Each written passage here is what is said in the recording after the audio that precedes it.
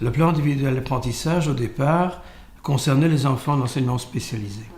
C'est-à-dire que chaque enfant avait des capacités. Il fallait définir quelles étaient ses capacités d'apprentissage et voir jusqu'où on pouvait aller avec lui et comment faire pour le tirer le plus loin possible. Ça, c'était au départ uniquement dans l'enseignement spécialisé. Ça a été maintenant introduit dans l'enseignement ordinaire via l'intégration, puisque c'est en lien avec l'enseignement spécialisé, mais ça a le même objectif. C'est vraiment connaître les difficultés de l'enfant, mais au-delà de ces difficultés, savoir ses compétences, parce que c'est sur les compétences qu'on va se reposer pour l'aider à progresser. Ce n'est pas sur ses difficultés qu'on se repose, c'est sur ses compétences. Et donc ce plan individuel d'apprentissage a cet objectif-là. Voir qu'est-ce que cet enfant sait faire, comment est-ce qu'on va pouvoir, grâce à tout ça, l'amener le plus loin possible. Qu'est-ce qu'on va mettre en place par rapport aux difficultés pour améliorer ses apprentissages. Pour nous, ce qui est important, c'est que les parents doivent être invités à collaborer, à être associés à la collaboration de ce PIA. Autant être cohérent entre ce qu'on fait à la maison et ce qu'on fait à l'école.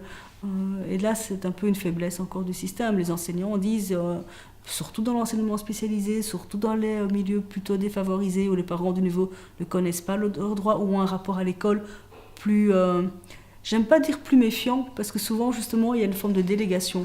Mais ce qu'il peut y avoir, c'est des freins à rentrer dans l'école, c'est des freins pour le parent à prendre sa place de parent, d'interlocuteur, parce qu'il s'imagine, vu son expérience, parfois qu'il a eu avec l'établissement, qu'il ne sera pas bienvenu.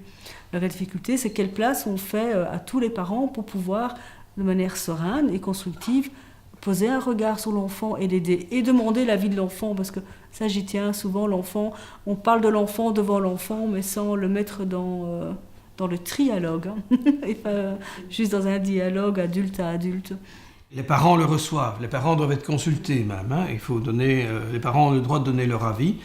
Beaucoup d'écoles oublient de demander l'avis des parents, c'est pourtant la loi qui l'impose.